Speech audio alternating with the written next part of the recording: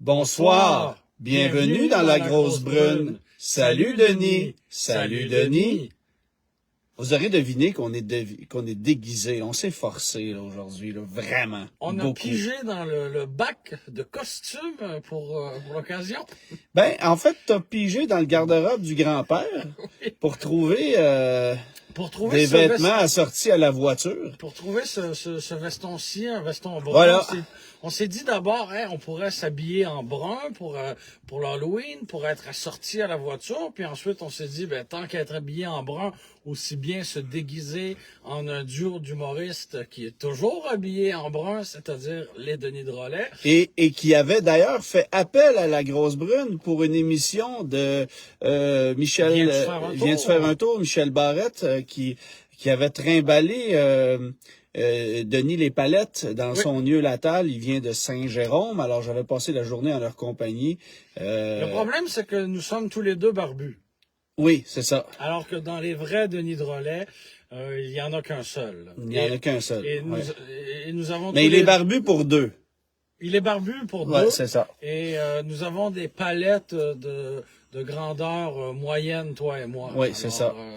Exact. Donc oui, pour la petite histoire, ce veston-ci appartenait à mon grand-père et pour une raison que je m'explique très mal, on l'a conservé.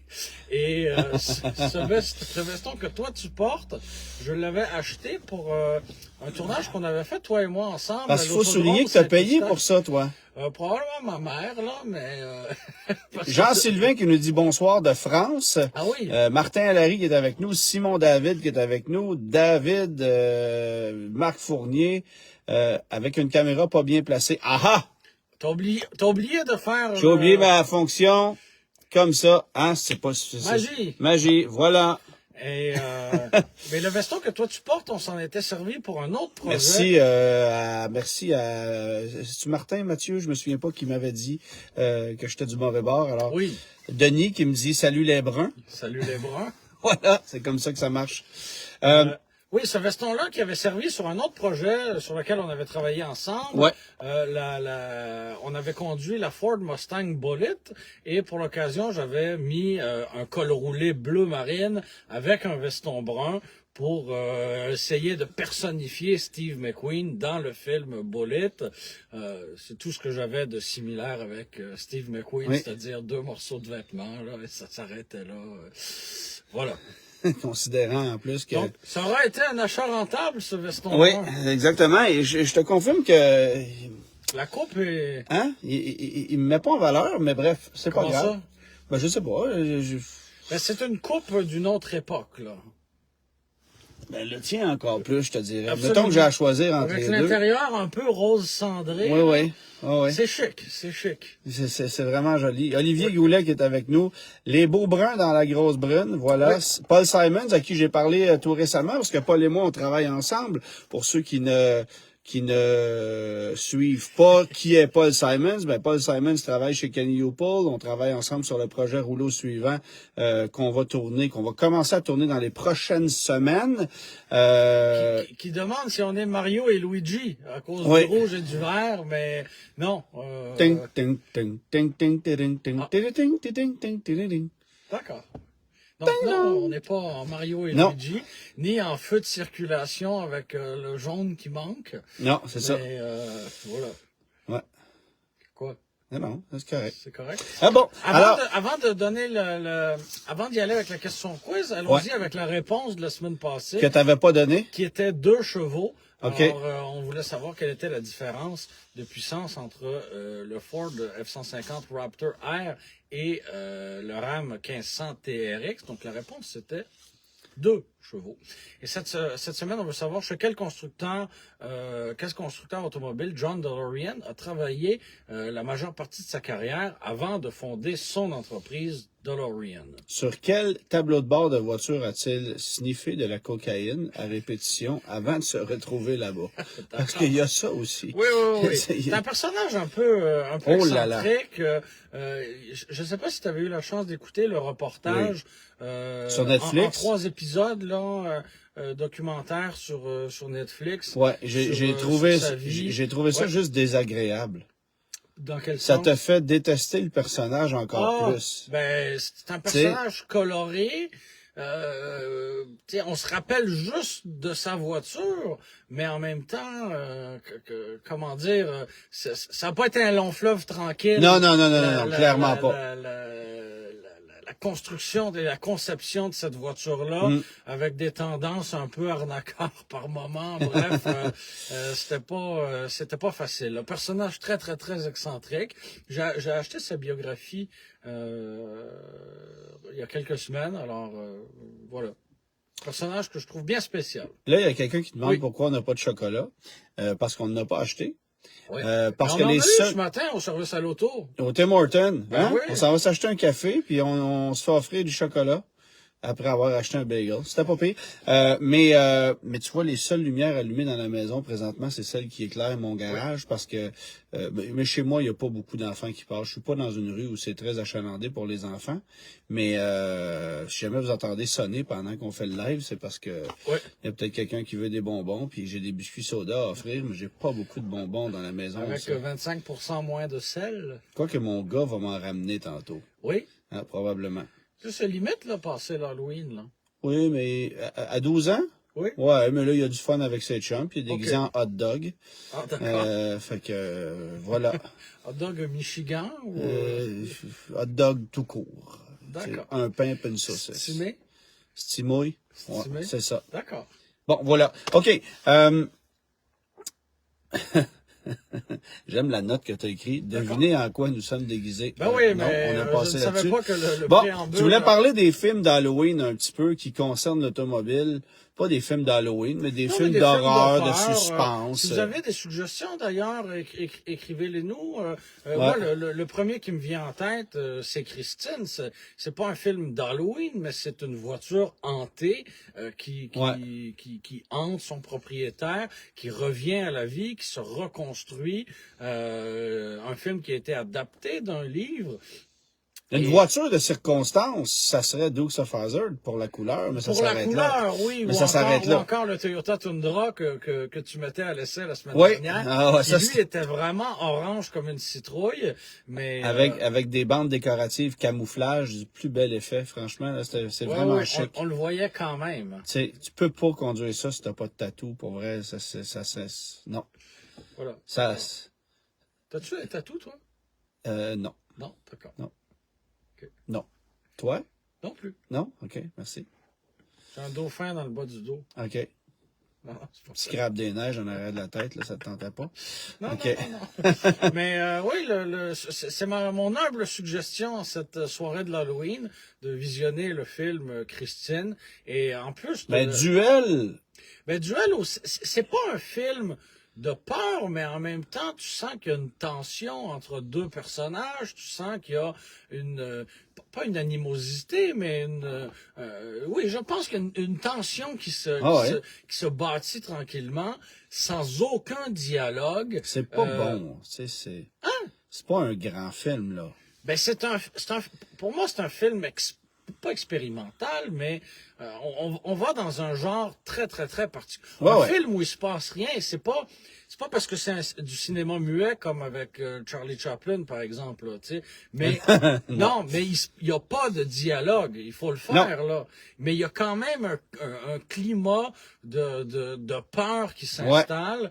Et on a notre ami Daniel Ruffiange, qui avait acheté il y a quelques années une Plymouth Valiant sur eBay, un peu sur un coup de tête, dans le but d'en faire éventuellement une réplique du film Duel. Ben, elle est encore chez notre ami Michel Poulain, qui est à Lévis ou à Beaumont. Beaumont, voilà. Oui.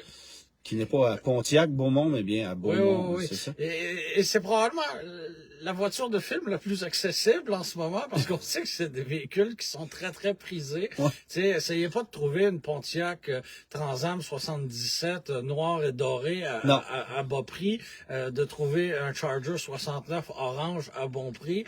C'est des voitures convoitées. Mais tout dépend du film puis de l'importance, tu sais. Remarque que tu peux te trouver une Trans Am 82 pour un prix assez raisonnable et la transformer en Knight Rider.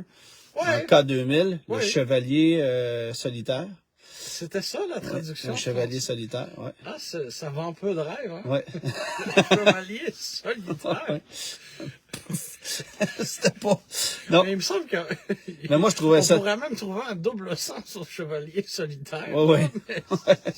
Ah non, puis tu sais... Je sais pas si c'est moi qui a des Moi, j'en gardais de mais... très bons oui, souvenirs de K2000 quand j'avais oui. 4-5 ans, puis j'écoutais mais ça, puis... Ça a mal vieilli. Tu veux pas réécouter ça Ça aujourd'hui. a très mal vieilli. Surtout des traductions de ça, c'est l'enfer. Ouais. Tu sais, des voitures qui roulent sur des rouleaux, là, tu sais, qui roulent Oh, pas nécessairement, non, c'est... avec le volant non, ça n'a pas de sens, ça n'a pas de sens. Ça a très mal vieilli, très mal vieilli. Mais ils étaient avant-gardistes. Ils étaient avant-gardistes dans Knight Rider parce que tu pouvais parler à ta voiture et elle te répondait. Oui. Mercedes. C'est ça, exactement. C'est pareil. Je l'ai fait avec le Tundra la semaine passée. Salut Toyota, raconte-moi une blague. Et là, c'est quoi? Ah, là, c'était un navet. Je me souviens pas de la blague. Écoute, si elle avait été bonne, j'aurais retenu, mais c'était vraiment pas ça. C'était vraiment pas ça. Dans Christine, oui, il y a le fameux Plymouth Fury, mais l'ami du personnage principal, lui, a un beau Charger 68. Oui, c'est vrai. Bleu. Il y a plein de voitures comme ça intéressantes en deuxième rôle, là, si on veut, pour l'automobile. Oui, mais puis là, tu avais écrit Death Proof. Comme film? Que je n'ai pas vu. Ben, moi non plus. On n'en parlera pas longtemps, mais c'est un autre film, entre guillemets, de peur où l'automobile est bien présente, là. Mais c'est quoi le film Course à la mort, là? Mais je pense que c'est c'est ça, Death Proof? Death Proof, oui. OK. Ben, tu vois, je viens de faire le lien. J'ai vu passer ça à télé il y a peut-être un mois ou deux, là. C'est juste violent gratuitement, puis c'est pas bon, là. Mais bref. OK. C'est le film avec la Nova, hein, c'est ça? Oh là là. Non? OK. Ça fait trop long. Tu sais, je l'ai pas écouté, j'ai vu qu'il passait, là. Ben, il y a Mad Max. Oui. Qui peut... Oui. T'sais, avec le Falcon. Ouais. On peut penser à ça aussi. Bref, il y en a eu des voitures. Bon, là, parle-nous donc de ton Raptor de 700 chevaux et non pas 702 chevaux. Oui, donc 2 de moins que le Ram TRX. C'est ça exprès? Ben en fait, ce qu'ils nous ont dit, parce que avant même qu'on aborde la question, ils nous ont dit, rendu là, 2 chevaux de plus, 2 chevaux de moins, ça fait aucune différence. C'est vrai, là. Ouais. 2 chevaux sur 700, ça change absolument rien. Là où il y a une différence quand même, parce que OK, on va reculer un peu plus loin. Ford a été le premier à arriver avec une camionnette pleine grandeur, performante et en route. Ouais. Donc, avec un Raptor. Au début, on avait un V8, on avait même un V8 optionnel. Puis, au changement de génération, on est arrivé avec le V6 EcoBoost. Oui, parce qu'au début, il y avait... Le 5.4. Il y a 5.4 et en option, le 6.2. Exactement. Puis après ça, on a remplacé ça par l'EcoBoost. Oui, exactement, qui avait des performances intéressantes, mais quand même pas le kick ou la passion d'un moteur V8. Et bref, mais on était tout seul dans le segment. Alors pourquoi se badrer de se réinventer continuellement jusqu'en 2021?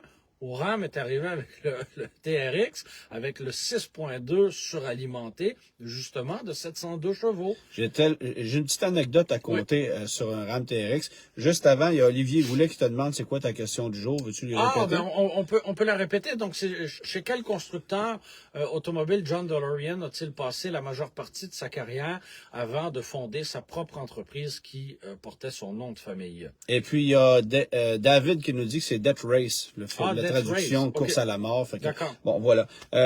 Écoute, lorsque je m'en revenais de Détroit, il y a une semaine et demie peut-être, je suis sur la très excitante autoroute 401. Et à la hauteur d'Oshawa, peut-être un peu passé Oshawa, il y a un convoi de voitures de police qui bloque 80% de l'autoroute. D'accord. Okay? Pourquoi? Tu as 7-8 voitures de police qui ceinturent un véhicule sur l'autoroute 401 qui est à côté dans une bande de ciment.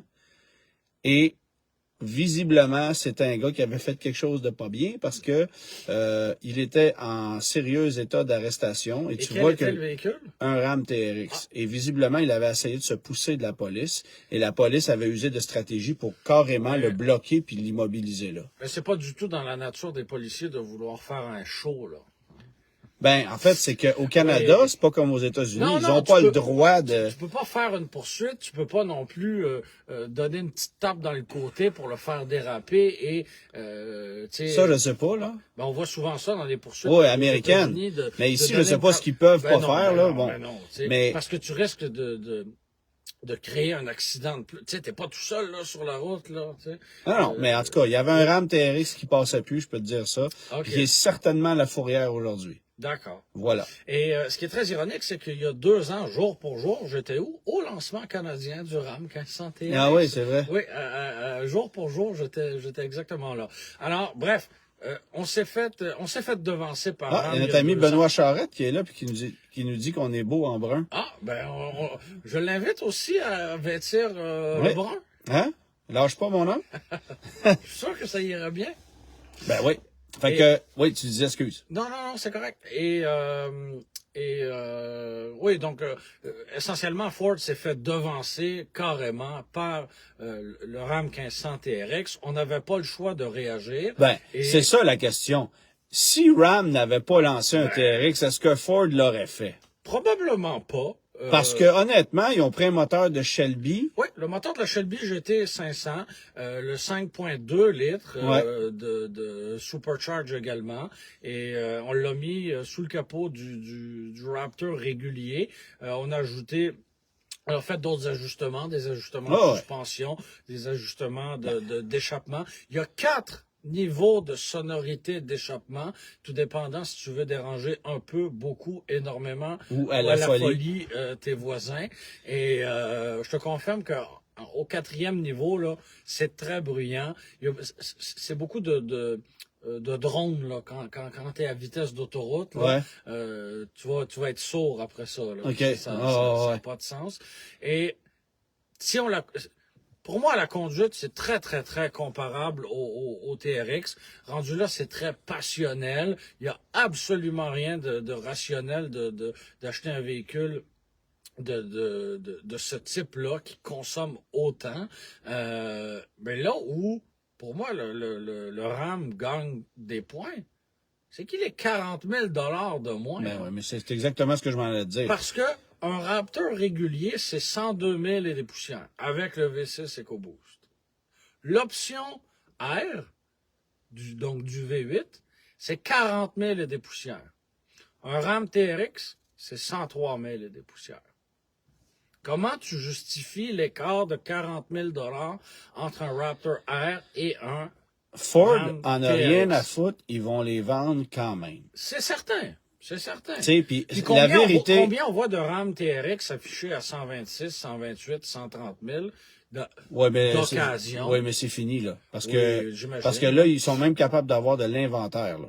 De TRX, ouais, c'est ça, là. Fait que, tu sais, mais Ford, là, il se casse pas la tête.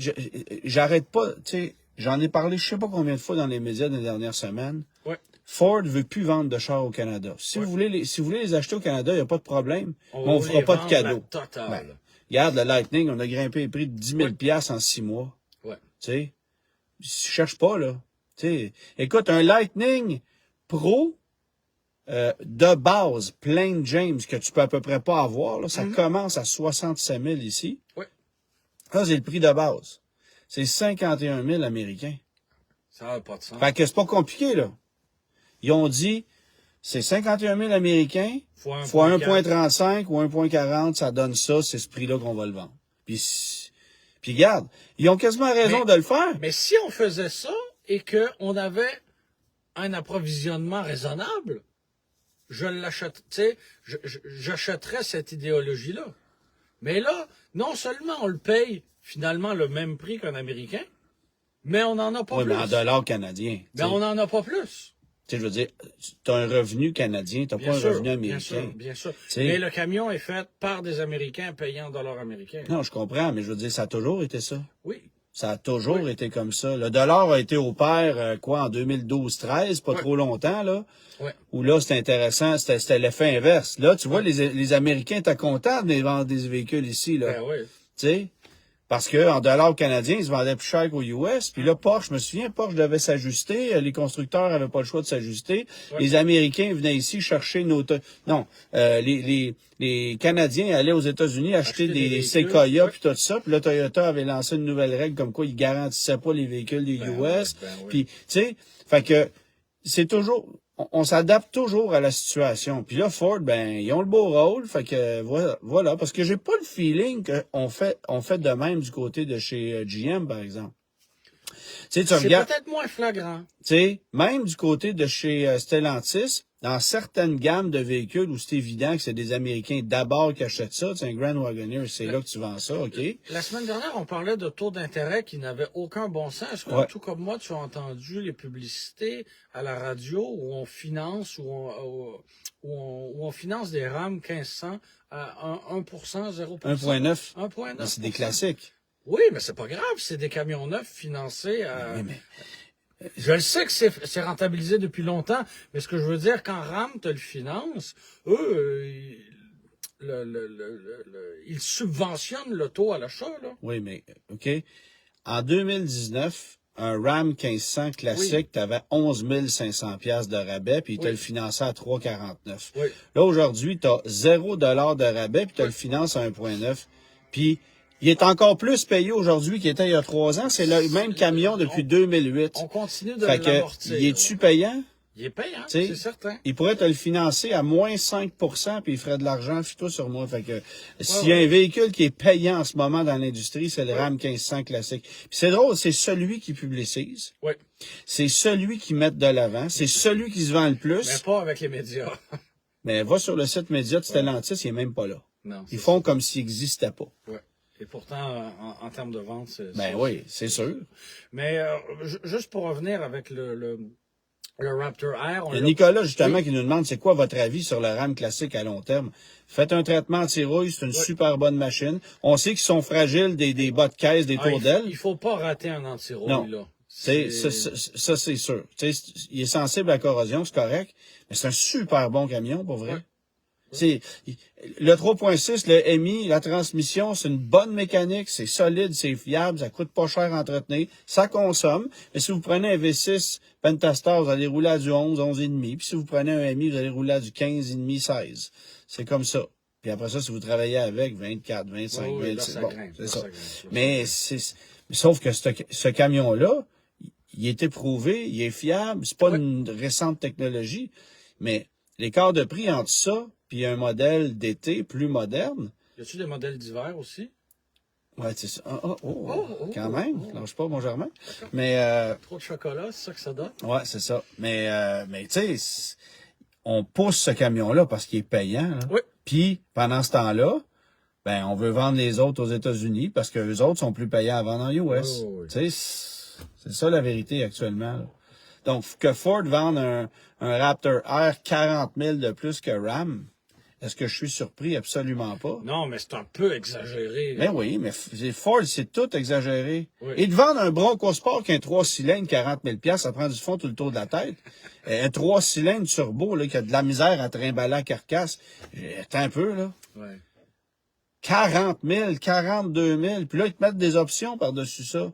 Tu pourrais aller chercher un Bronco Sport équipé au bouchon avec un 3 cylindres, puis tu flirterais avec le 50. Il n'y a pas de problème, tout va bien. Tu sais, sans blague, là, fait que c'est pas... On aime ça peser fort sur le crayon chez Ford, là. Ça depuis 1 an et demi, 2 ans, c'est incroyable. Là. Puis, tu sais, c'est pas comme si on nous servait que de la nouveauté, là. On s'entend-tu qu'un Edge, ça commence à être vieux? Oui, c'est vieillissant, là. Tu sais, est-ce qu'on va les renouveler, même? Moi, c'est la question. Est-ce qu'on va juste, tout simplement, c'est un trop gros marché pour qu'on l'abandonne. Non, mais est-ce qu'on va juste les étirer un peu?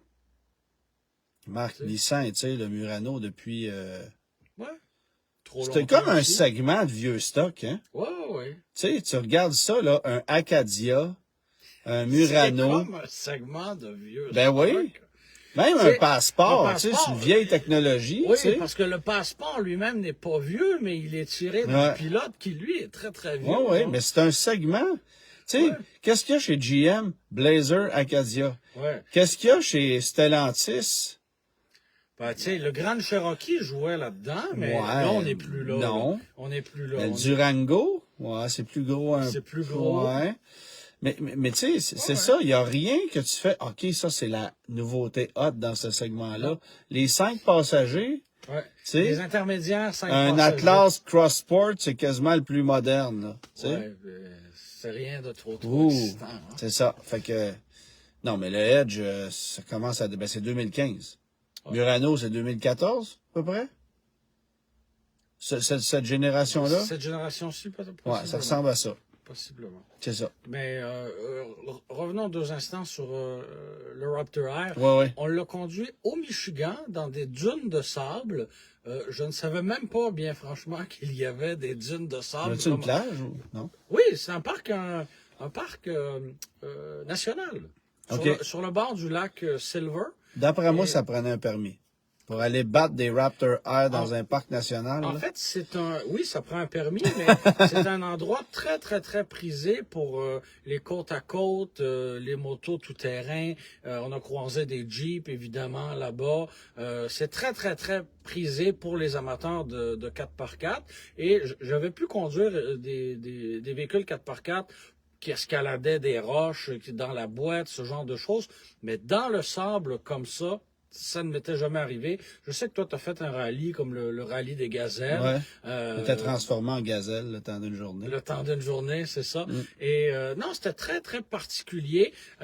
Évidemment, il y a d'autres véhicules que le Raptor Air qui auraient pu passer là où on est allé, mais pas nécessairement aussi vite que ce que nous, on a fait, parce que c'est extrêmement puissant.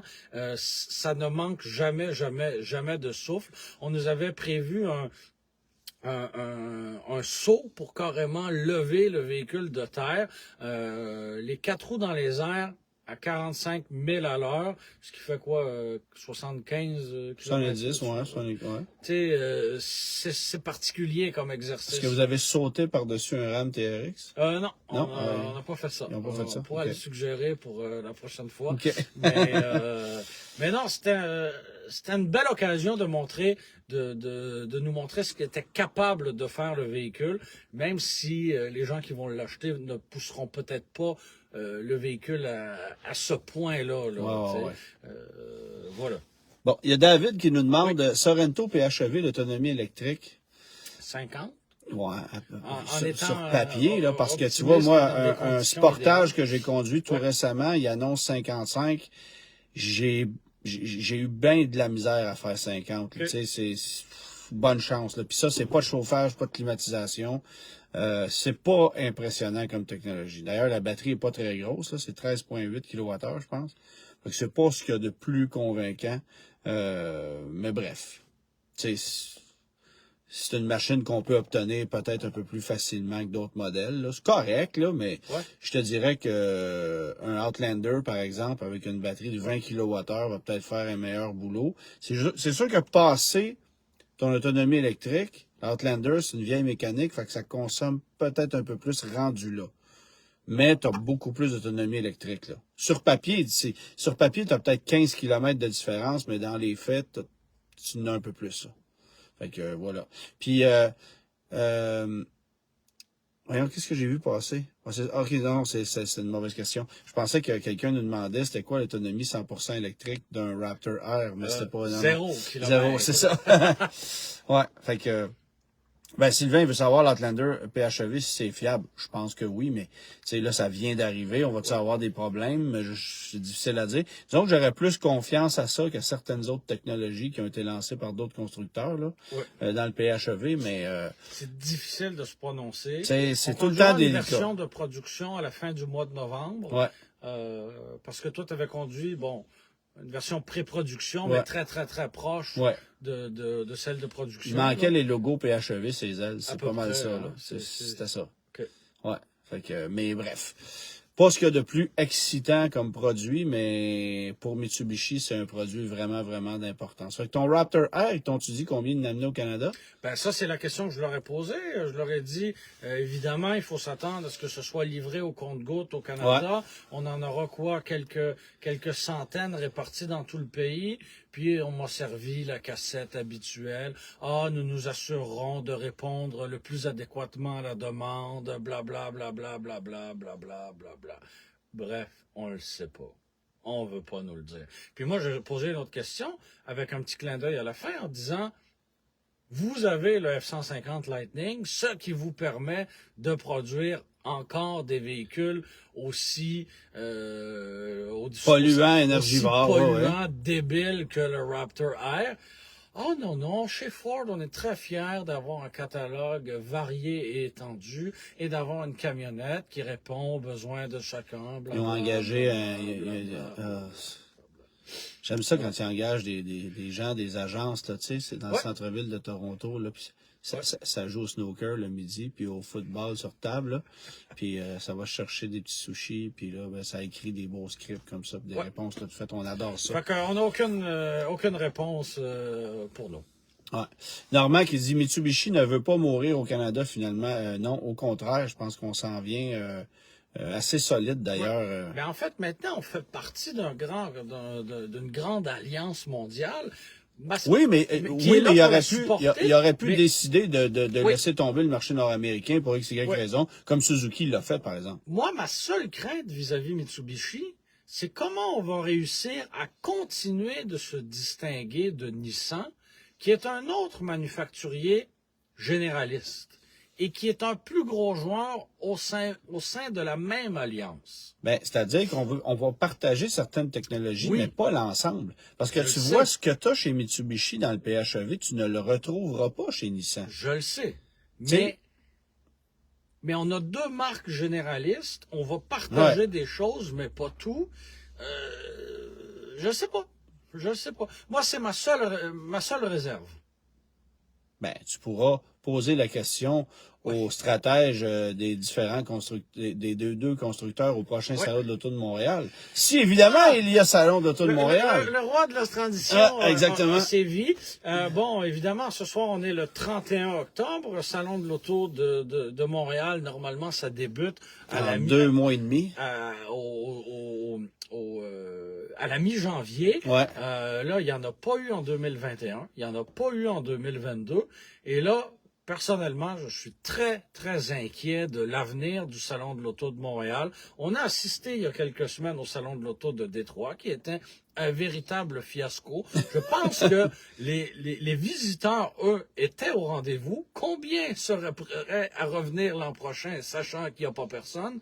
Excellente question. Non, puis attends. Là, cette année, on a eu de la poudre aux yeux dans les journées médias parce qu'il y avait eu énormément de monde en raison de la venue du président Biden. Voilà. N'eût été de sa présence à lui, 80% des gens qui étaient là n'auraient pas été là. Puis à ce moment-là, ça aurait été écho dans le salon. Là. Et c'est pas vrai qu'on va déplacer le président américain chaque année au salon de l'Auto de Détroit. Il y a des limites, là. Tu te rends compte que ça peut coûter assez cher de déplacer ce bonhomme-là, hein? Oui. On avait la sécurité autour. C'est incroyable. Oui. Alors, mais pour Montréal, moi, j'ai des petits oiseaux espions qui m'ont dit qu'on était en train de pédaler très, très, très, très fort. Dans la semoule, pour le Salon de l'Auto de janvier prochain. Il serait question de n'avoir qu'un seul étage. Au lieu de 3. Donc, grosso modo, on enlève... Ça veut dire que plus de la moitié des constructeurs sont pas là. On enlève 2/3 de la superficie. On reverrait complètement le parcours. Juste l'étage 2? C'est ce qui se dit entre les branches en ce moment.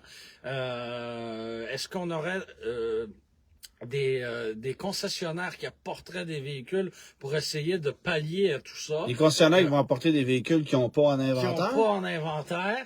C'est très, très, très particulier. Puis qui vont demander à des vendeurs de pas aller vendre de véhicules au salon de l'auto quand ils en ont pas plus à vendre. D'aller dire aux gens qu'on ne prend plus de noms sur la liste d'attente. C'est ça, parce que les questions, ça va être sur le ID4, puis sur le PHEV, puis le BAC-I, puis c'est comme ça. Oui, parce que des gens qui veulent acheter un Atlas classe, ils vont pas au salon de l'auto, ils vont en acheter un parce que c'est disponible, puis ça s'arrête là. C'est ça. On se pose pas de questions. Puis à 2 piastres le litre, ben il y en a moins qu'il y en avait. Tu sais. C'est ça. Alors, je suis très inquiet. On attend encore la confirmation de manufacturiers. C'est dans 2 mois et demi, là. Un manufacturier, là, c'est pas... Ça prévoit 1 an d'avance. C'est pas agile à ce point-là. Tu sais, même un petit joueur comme Mitsubishi, par exemple, là, si on a un kiosque avec, je sais pas moi, entre 5 et 10 véhicules, ces véhicules-là, il faut les obtenir, il faut les commander, il faut les faire préparer, il faut que tu prépares les là, décors, les tapis, oui, les télés, les représentants. C'est pas 4 pôles avec des rideaux, là. Non. T'sais, on a toute une structure, on a du tapis, on a des représentants, faut engager du personnel. Tu vas le trouver où en ce moment, ton personnel d'agence? Bref. Donc, on attend la confirmation de manufacturiers. Puis tu vois, Patrick, oui. Puis tu vois, il y a Patrick qui dit, moi, je m'ennuie du stade olympique. Ben, tu sais quoi? Si le salon est pour rapetisser au niveau format, oui.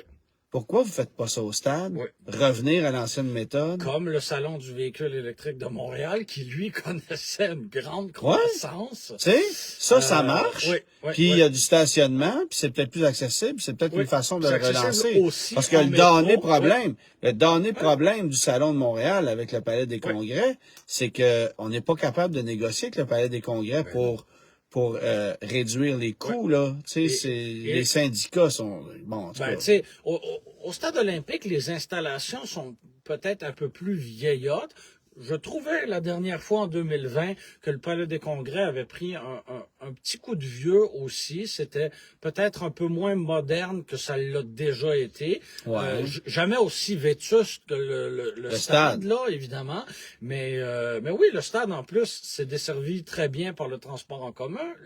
Le métro s'arrête là. Il y a du stationnement. Pourquoi on retournerait pas au stade? Mais de toute façon, bonne question. Pourquoi on continue de faire un salon de l'auto à Montréal? On n'a rien à vendre. On n'a rien à vendre. Et là, normalement, le salon de l'auto, ça durait 10 jours. Là, si jamais il y en avait un en janvier prochain, 10 jours, ben non. On va pas nous étirer ça pendant 10 jours, là. Tu sais, à Québec, ça dure combien de temps, le salon de l'auto? Le salon de l'auto commence, là, si ma mémoire est bonne, du jeudi au dimanche? Ou du mercredi au dimanche, quelque chose de même, comme ça. Puis c'est ben en masse. Ben en masse. Puis tu sais quoi? Probablement que le salon de l'auto de Québec va être encore un franc succès parce que c'est un salon de consommateurs. Ben oui, puis parce que il y a probablement plus de concessionnaires locaux qui vont s'impliquer. Qui ont l'habitude de s'impliquer déjà. Ouais. Fait que je suis très, très peu optimiste pour le salon de l'auto de Montréal. Quand il y a 3 constructeurs pour lesquels on attend une réponse. Puis il y a Benoît qui dit en plus avec le tunnel. Oui, c'est vrai, parce que le salon de l'auto de Montréal, là, il y a plein de gens hors Montréal qui accèdent là. Ben, il y a une très grande majorité de gens qui viennent d'en dehors de Montréal. Voilà. Alors, non, effectivement, je sais pas. Je suis très, très, très... j'ai l'impression, en fait, quand on me dit on attend la réponse de 3 constructeurs, il va falloir lire entre les lignes, là. Ils vont pas vous dire non, là, mais c'est non, là, tu sais. C'est ça, là, tu sais. Ouais, fait que c'est... Puis écoute, même, on va voir Los Angeles dans quelques semaines. Oui, tu y seras, toi? Je vais y être. Je sais que Porsche dévoile quelque chose, Genesis dévoile quelque chose, Honda, il va probablement avoir un nouvel accord. On va nous présenter des véhicules qui auront été dévoilés sur Internet dans les semaines précédentes, là. Ce sera pas des grandes primeurs, là. Non, c'est sûr. Tu parlais de Porsche, ce sera la version T, là, la version légère de la 911 qui a été dévoilée en ligne. Bon, ça va la conduire là-bas, d'ailleurs, bon, OK, au moins, tu pourras la conduire, là. Mais Subaru, ils vont nous montrer le Crosstrek qu'on a vu au Japon il y a quelques semaines. Ouais.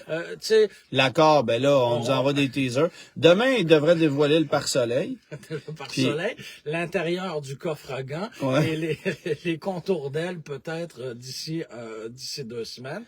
Mais moi, pendant cette semaine-là, je conduirai le Kia Niro électrique 2023. Ouais. J'ai bien hâte de voir les améliorations qu'on aura apportées à ce produit-là. Et particulier le look de ça, hein? L'espèce de côté là, qui me rappelle un Audi R8 2008. Oui, là. hein, mais c'est moins beau que l'Audi R8. Hein? C'est pas tout à fait pareil. C'est pas tout à fait pareil. Je sais pas, j'ai l'impression qu'on va les voir de loin dans le trafic. Il y a Yves qui dit, il dit, moi j'aimais le salon de l'auto quand c'était à la place Bonaventure. Oui, ouais. ça fait plus longtemps. Puis ça reviendra pas. Ça, c'est assez certain que ça n'existera plus. Mais pourtant, il y a encore des événements. Mais ils n'ont pas fermé le hall d'exposition de la place Bonaventure. Le salon du livre s'est déménagé. Tu sais, tout ça, c'est parti. Le salon du livre, nous y serons. Ah, c'est quand ça, des vrai? T'as raison. C'est la dernière fin de semaine de novembre. Bon, oui, on va être là. Donc, de mémoire, le 26-27 novembre. Moi, j'y suis le vendredi soir. Le dimanche, en ce qui me concerne, tout de suite après la messe, j'irai sur place. D'accord, excellent. Et ça fera changement des salons de l'auto. Oui. Tu vas voir à quel point les acheteurs de guides de l'auto se ruent aux portes là-bas. Je peux pas te dire que c'est l'endroit où tu vends le plus de guides de l'auto. C'est correct, on fait un peu de PR. Puis tu sais, quand tu es installé à côté de Jeannette Bertrand, qui vient de sortir un livre, là, puis qu'il y a un line-up de 2 heures pour rencontrer Jeannette Bertrand, puis que toi, tu es là, puis tu te tournes des pouces, puis là, tu as un gars qui vient de jaser de char pendant une demi-heure. Puis, mais qui achètera pas un livre. Mais là, je suis un peu inquiet parce que là, si toi, t'es tout seul et qu'il y a personne qui va te voir. Ah, mais c'est pas un salon pour vendre un guide de l'auto. Donc, je suis mieux de m'amener un livre, c'est ce que je comprends. Oui, ben, ça sera l'occasion de commencer la lecture du livre dans lequel tu as écrit. Ah, d'accord. N'est-ce pas? D'accord. Oh, tu vas avoir le temps. Fais tout sur moi. D'accord. C'est le salon du livre, c'est super intéressant. Il y a Paul qui veut savoir, est-ce qu'on va vous voir au salon les puces mécaniques? Ben, j'y serai, absolument. Moi, je vais aller faire un tour le dimanche. J'ai pas de kiosque sur place, mais je vais aller faire un tour le dimanche, quoi. En fait, les week-ends à venir, ça va être très, très occupé. En fin de semaine, il y a un salon de modélisme à Laval où je serai, évidemment, avec l'entreprise familiale pour vendre un paquet de voitures miniatures. La semaine prochaine, comme tu le disais, l'autre week-end ensuite. Mais ils disent que le salon du livre est à Place Bonaventure.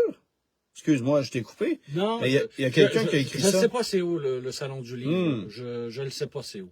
Parce que me semble que j'avais entendu que c'était au Palais des Congrès. Alors peut-être une information confirmée, là. Je ne sais pas c'est où. Bon. Je peux pas Alors oui, salon de modélisme en fin de semaine.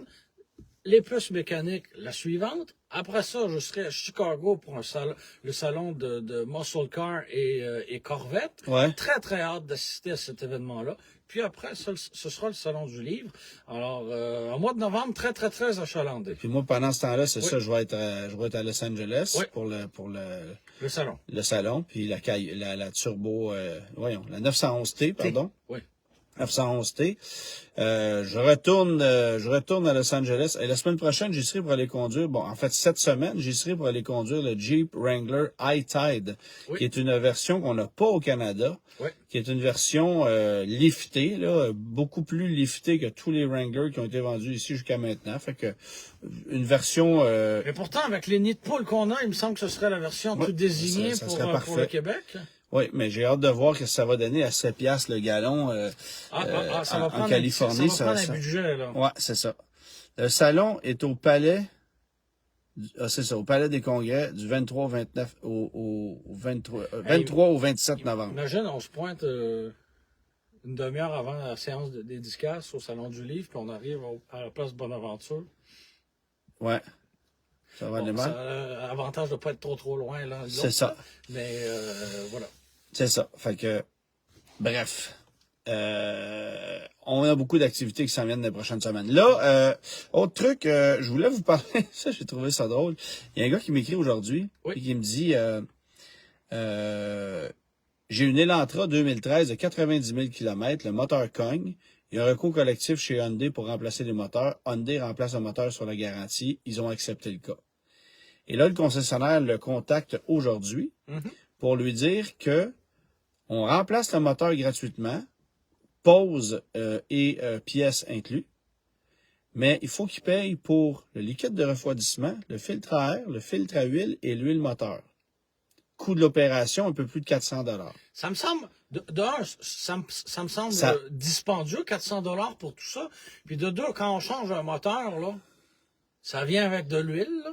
Quand on vous livre votre véhicule, là, ça vient-tu avec de l'huile ou il y a un supplément pour l'huile?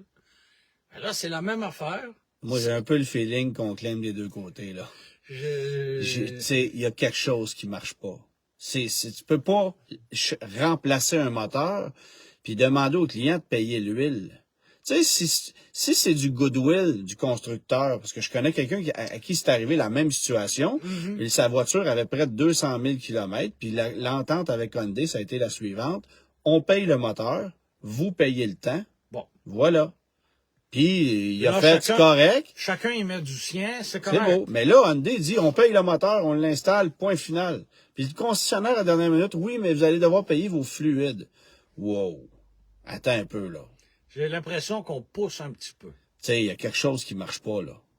On te charge-tu l'air d'un pneu quand on change tes pneus, tu sais, Bon, c'est ça. Fait que là, j'ai vraiment l'impression qu'on essaie de réclamer des sous des deux côtés, puis il y a anguille sous roche. J'ai d'ailleurs envoyé un message au relationniste de Hyundai aujourd'hui pour voir si c'est quelque chose de logique. Et puis, ben, c'est ça. Je vais attendre une réponse. J'ai bien hâte de voir qui va me la donner. Parce que c'est ordinaire, là. Hein? Facturer l'huile à ce prix-là, là. Ouais, c'est ça. C'est ordinaire. C'est ordinaire. Hey, un autre message que je reçois, que j'ai reçu, ça c'est un autre sujet, là. Là, on parle des anti-rouilles parce qu'évidemment, de ce temps-là, ceux qui l'ont pas fait, là, on est pas mal dernière minute avant l'hiver. Il y a quelqu'un qui me dit, j'ai acheté un anti-rouille électronique au concessionnaire. 880 $. Financé avec le reste du véhicule. Financé avec le reste du véhicule. Puis c'est drôle parce que je ne sais pas de quel véhicule on parle.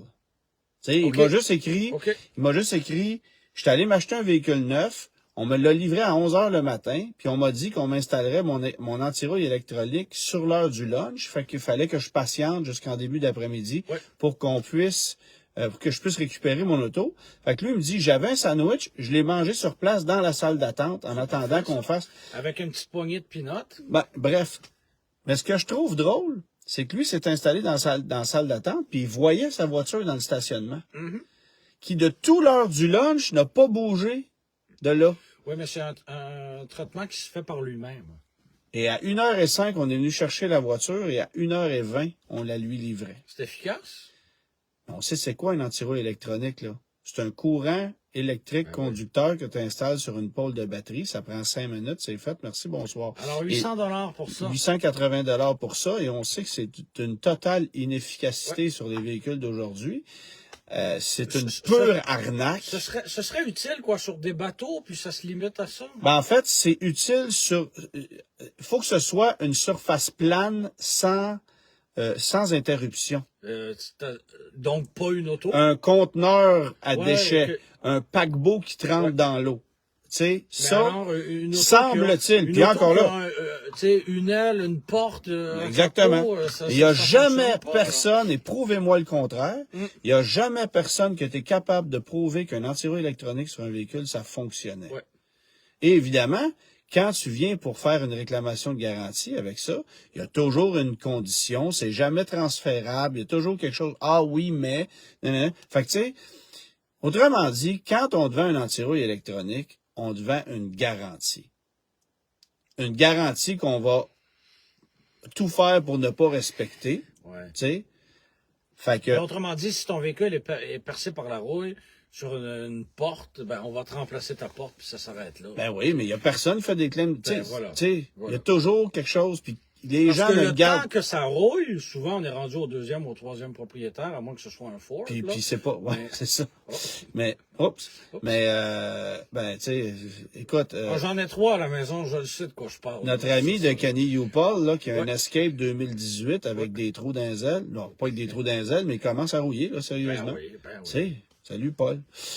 C'est quelque chose, là. Fait que va vraiment falloir regarder ça de près, mais les antirouilles électroniques, faudrait légiférer puis juste arrêter de vendre ça, là. C'est de la pure arnaque. Fait que là, Et c'est la saison des antirouilles, les gens se posent la question à l'huile, à la graisse, à électronique, peu importe. Et peu importe. De traiter son véhicule, c'est important. Et de le traiter de manière régulière, c'est-à-dire là où l'eau va, entre guillemets, splasher exemple, un véhicule qui serait traité à la graisse, là où l'eau va splasher souvent, mais ça va finir par enlever de l'huile, enlever de la graisse. Donc, c'est important de faire des retouches à chaque année pour s'assurer que le véhicule continue d'être bien protégé. Là, mais tu sais, c'est de le faire aussi dans un endroit oui. Réputé. Oui. Parce que les gars qui s'improvisent spécialistes en anti-rouille le temps du changement des pneus puis qui arrêtent d'en faire après, tu sais, faites attention où vous allez. Je dis pas qu'il y en a pas qui sont compétents, puis tu sais, il y a une place tout près de chez moi, ils font ça de façon saisonnière, puis je sais qu'ils ont bonne réputation, mais faut toujours faire attention, tu sais. Un traitement anti-rouille, bon, puis sachez aussi que si tu fais faire un traitement anti-rouille à l'huile, à la graisse, à la paraffine, à la cire d'abeille, peu importe c'est quoi. Puis dans ton manuel du propriétaire, c'est indiqué que si tu fais faire un traitement anti-rouille ailleurs chez le concessionnaire, on pourrait annuler ta garantie. C'est totalement illégal de la part d'un constructeur automobile de faire ça. C'est le genre de cas que l'APA aime beaucoup recevoir, c'est ça. Il faut que tu prouves essentiellement que l'anti-rouille a causé le problème. Ce qui est impossible. C'est bon. Fait que ça arrive pas. Bon, puis évidemment, ben, dans le cas de certaines voitures électriques, là, tu vas aller faire affaire avec des spécialistes. Pour bien protéger la batterie, là. Ben, en fait, tu sais, les Tesla, on le sait, là, il y a un gars au Québec qui est spécialisé là-dedans, anti-rouille Bolduc, mais lui, c'est plus qu'un traitement anti-rouille, là. Il défait le soubassement du véhicule, puis il te fait une job, tu sais. Il protège comme il aurait dû être protégé, là. Oui, c'est ça. Il corrige peut-être bien des lacunes, des vices de conception de la voiture, fait que tu sais, t'es ailleurs. Mais bref, anti-rouille électronique à proscrire, touchez pas à ça, c'est de l'arnaque. C'est extrêmement cher. Puis tu sais, j'ai des amis qui ont des concessionnaires qui vendent ces produits-là. Ah oui. Parce qu'un anti-rouille régulier, là, c'est une centaine de dollars. De toute façon, oui. Puis là, un anti-rouille annuel. Oui, annuel, bien sûr.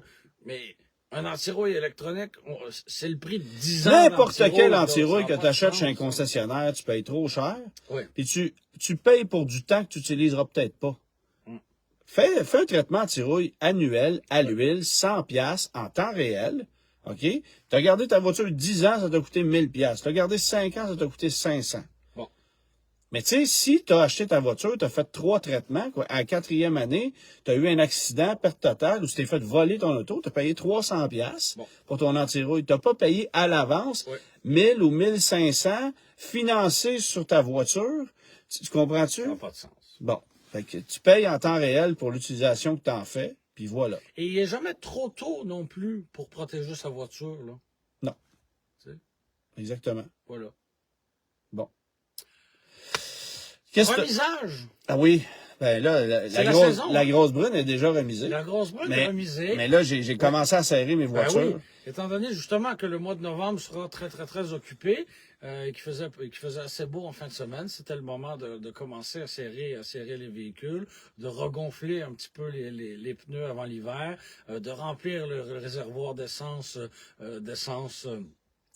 super, de débrancher les batteries ou de les brancher sur un chargeur intelligent. Ouais, tout dépendant de la voiture. Et de remiser le véhicule auprès de la SAQ, histoire d'économiser un peu sur l'immatriculation. Ouais. À la quantité de véhicules, ça finit par valoir la peine. Autrement dit, si on utilise le véhicule 6 mois, donc la moitié de l'année, ben on paye l'immatriculation que pour la moitié de l'année. Ben oui. Alors, pourquoi pas? C'est 3 clics en ligne, puis ça finit là. La SAQ publicise beaucoup le remisage cette année, ce qui est très, très, très particulier. Là, tu vois, un couple qui est comme en deuil à côté de son cabriolet, tu sais, comme si il leur était arrivé une catastrophe, mais ils ont juste stationné leur véhicule ouvert. Tu sais, mais tu sais, faut faire attention quand tu remises une voiture. Oui. Je me rendais dans les Hautes-Laurentides la semaine passée, puis je pense que c'est à Saint-Calix, là, sur une petite route de campagne. Puis je passe là plusieurs fois par année, puis il y a un type qui a une Firebird Formula, là, peut-être une 1980, 79-80, dans ces années-là. La voiture est assez belle, elle est jaune avec le bas noir, tu sais, bon. Et là, je le voyais, je suis passé devant, puis je le voyais La voiture était reculée dans la pelouse, puis il était en train de mettre une bâche dessus pour l'hiver. Je pense qu'il n'y a rien de plus humide que de la pelouse. Mais non, pour faire rouiller une voiture, là, c'est en claquant des doigts. Hein, tu voudrais faire pire que tu serais pas capable. Oui. Donc, tout ce qui est humide, c'est évidemment à proscrire. Puis tu mets une bâche par-dessus. Et la toile, ben, si on est dans un endroit, dans un garage, par exemple, et on décide de mettre une toile pour protéger le véhicule de la poussière, c'est quelque chose. Mais si le véhicule est entreposé dans un abri tempo, pour pas les nommer, et qu'il y a une circulation d'air, du vent, ben là, la toile va bouger et va graffiner le véhicule. Là. On n'est pas plus avancé. Là. Alors, c'est pas juste ça, ça garde l'humidité. À moins d'avoir une bâche de très haute gamme qui justement va respirer. Mais là, c'est des bâches bleues, c'est ça. Oui, c'est ça. C'est pas une bonne idée. Ça garde l'humidité en dedans. Là. Tu parles d'abri tempo. Pas que je veux leur faire de la publicité, là. Oui, mais t'en as deux. Mais je suis allé m'en acheter un tu vas avoir 2 abris tempo. Oui, monsieur. Tu sais, je sais que tu es un banlieusard, que je suis un citadin. Je déteste pelleter. Tu as troqué ta piscine hors terre pour un 2e abri tempo. T'as pas gagné beaucoup de points, là. Dans la mononcle attitude, là, pas pire, hein? Au même point. Pas pire. Mais je suis allé chez Tempo à Laval acheter un 2e abri tempo. D'accord. L'argent qu'ils font. Tu devrais voir l'inventaire de tuyaux, de toiles, de ci, de ça. Là, tu t'achètes un abri tempo 4 places.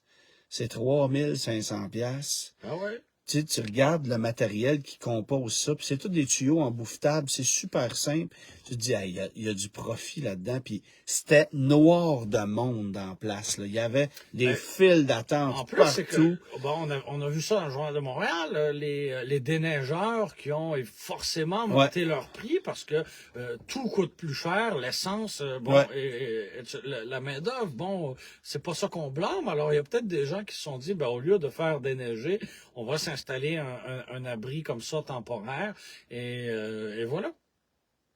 Ah non, écoute, je le sais, moi, là, si je pouvais avoir un abri tempo qui couvre l'entièreté de l'asphalte au complet, là, mais c'est pas beau, là, on s'entend, là, c'est horrible un abri tempo, mais c'est ça. C'est efficace. Coudonc. Alors, oui, je suis Assure-toi de bien l'ancrer, hein. Oui, merci. En fait, le secret, là, c'est de bien le faire installer. Je ne l'installerai pas moi-même, je vais faire appel à des experts qui savent ce qu'ils font, parce que j'ai engagé un petit gars l'année passée, puis c'est ça. C'est pas une bonne idée. Fait que remisage, voilà. Faites attention, mettez de l'air dans vos pneus, débranchez vos batteries ou chargeurs intelligents. Assurez-vous que les fluides sont corrects. Assurez-vous que vous n'avez pas les roues tournées puis qu'il y a un soufflet de cardan qui est étiré au maximum. C'est tout ce qui est caoutchouc. Est-ce que tu fais partie de l'équipe, toi, qui privilégie la petite feuille de bande dans le véhicule? Ah, non, j'ai jamais fait ça. OK. J'ai jamais fait ça. OK. Mais moi, je mets des toiles sur les voitures, puis je laisse les vitres ouvertes un petit affaire. Juste pour être sûr que les petites souris rentrent, puis qu'ils mangent... Mais ils rentreront pas. Hein? Ils rentreront pas. Pas par le haut des... Non. Non, OK. J'ai jamais vu ça. Ça m'est jamais arrivé d'avoir des... J'ai déjà remusé la Supra... Oui, mais puis c'était remusé dans le garage d'une maison abandonnée. C'était pas une bonne idée, là. OK. La Supra, la Supra, toute la documentation, les factures d'entretien qui étaient dans le coffre à gants, je les avais retrouvées émiettées sur le plancher. Avec un petit morceau de fromage à côté. ça, il y avait eu de la vermine un peu là-dedans, mais ça avait rien attaqué du reste. Bon, très bien. Bon. Quelques questions rapidement? Oui. Ah, brochure de la semaine, on a oublié ça. Puis attends. Tu as été très brillant. Thématique. Oui. Thématique. Bon, j'ai dit, je vais sortir une brochure avec une voiture orange. Oui. Okay. Déjà là, un bel effort. Qui est la GTI, qui est la GTI 99. Oui. Alors, on se souvient que c'était sorti, la Golf et la GTI 99, puis on vendait à l'époque une GTI GLS avec le 2 litres 115 chevaux ou la GLX avec le moteur VR6. Qui était drôlement plus intéressant. Mais ce que je trouvais très belle à sa sortie et que je trouve encore très belle maintenant. Mais ce qui était très drôle de constater dans la dite brochure, c'est, regardez dans le coin ici, 2 citrouilles pour l'Halloween avec les lettres VW. Eh là là. Le roi de la Tu t'en thématique. rappelais de ça? Je me rappelais de ça. C'est pas drôle, hein? Ouais, c'est... Ça fait partie de ces informations qui pourraient être oubliées Ouais. pour laisser place à des trucs plus importants.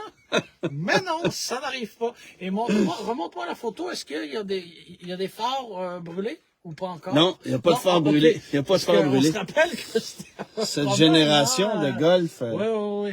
Ouais, ça a été... J'ai un ami qui m'avait raconté en avoir eu une et il faisait entretenir son véhicule méthodiquement chez le concessionnaire. OK. Et à un moment donné, la vision technique lui a montré comment changer Les ampoules. Ben puis oui. il lui a dit, regarde, en voilà quelques-unes, paye pour une boîte, là, puis je ne veux plus te revoir pour ça, là, tu sais, parce que ça brûlait tout le temps.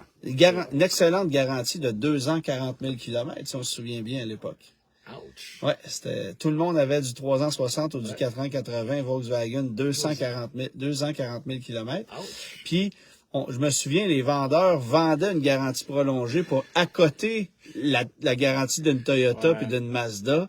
Tu sais, fait que là, ça faisait puis c'était cher, les Volks, à cette époque-là, là. C'était pas l'époque plus fiable, là. Tu sais, là, une GTI, 2 litres, 115 chevaux à 25 000 en 99, 2000, là.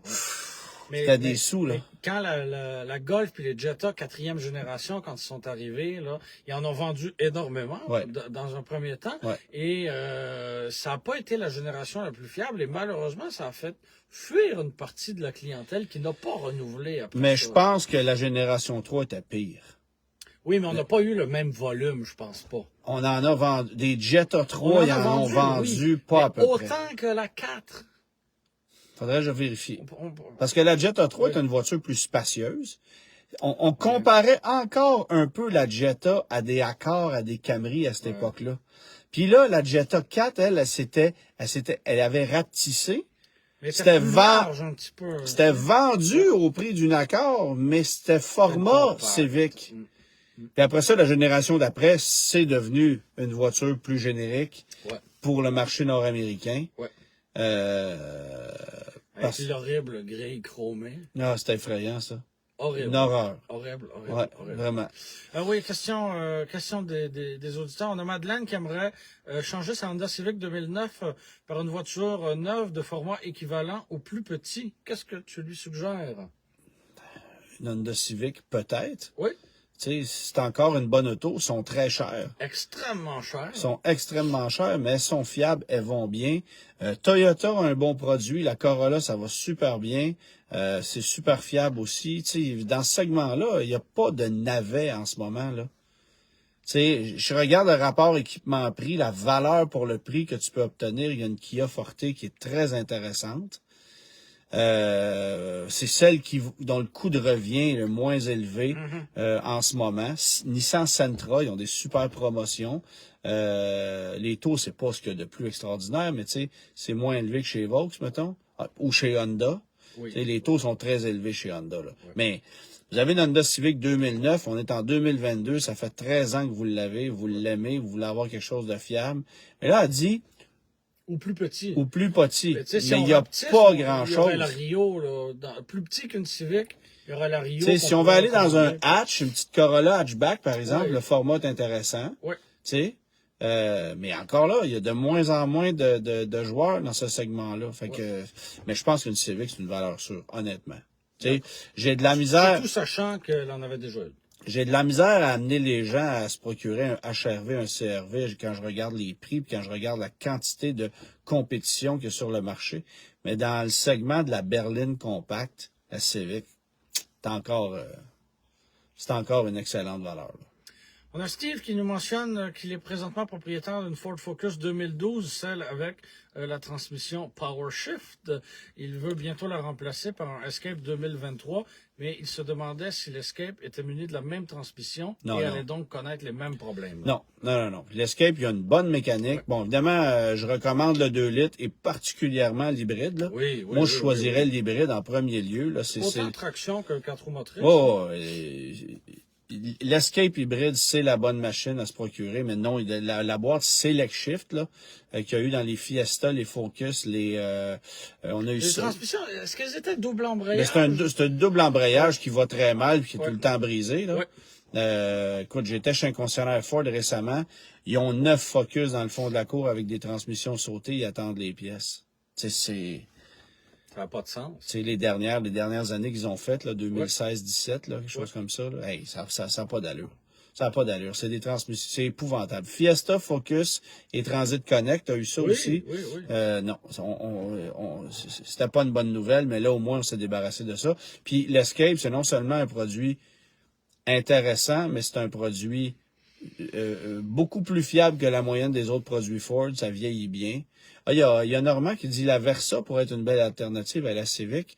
Oui, mais c'est peut-être pas la même durabilité. Mais c'est pas juste ça, c'est que rendu là, tu regardes le prix de ça versus une Sentra, tu achètes une Sentra. Ouais. Il n'y a pas assez d'écart entre les deux pour dire, à moins que tu veux vraiment quelque chose de format réduit, là, à moins que le format de la Sentra te soit c'est trop gros pour ce que t'aimes, puis que tu veux volontairement aller dans quelque chose de plus petit, OK, mais la Sentra est juste un meilleur achat pour moi. Là. La réponse à la question quiz? Oui, monsieur. General Motors. Il y en a beaucoup qui avaient écrit Pontiac, parce qu'il a travaillé dans la division. Bon, il a fait, c'était à lui qu'on devait la GTO, normalement, notamment. Donc, un jeune ingénieur qui a monté très vite chez General Motors. On parle évidemment de John Z. DeLorean. La question, c'était? Chez quel manufacturier automobile avait-il travaillé la majeure partie de sa carrière? Parce qu'il avait travaillé chez Packard avant ça. Et la majeure partie de sa carrière avant d'arriver et de fonder son entreprise. Mais un ingénieur avec un peu de génie dans le front, mais en même temps un personnage un peu excentrique. Oh oui, puis il a mis de la poudre aux yeux aux gens, il s'est mis de la poudre dans le nez aussi. C'est ça. Bref. Enfin bref. Merci d'avoir été là pour l'Halloween et encore une fois félicitations. Je pense qu'on va le garder. Ah. Ça ne faisait pas partie des possibilités. Non? Non, j'en repars avec. Ah, OK. D'accord. Au revoir. Joyeux Halloween. Au revoir.